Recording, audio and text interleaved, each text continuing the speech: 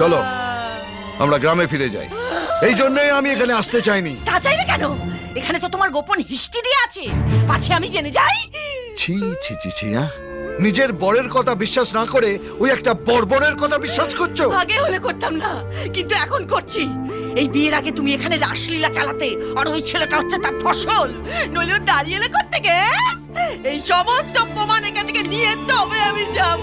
তুমি এখান থেকে যেতে পারবে না, কেননা ওকে না দেখলে তো তোমার বুক ধুকপুক করে।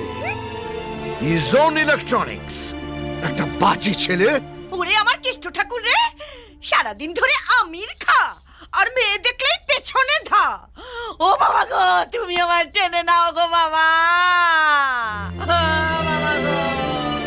শ্বশুর মশাই কি মাল গছিয়েছেন? এক চোখে কাঁদছে আর অন্য চোখে ঝাড়ি মারছে।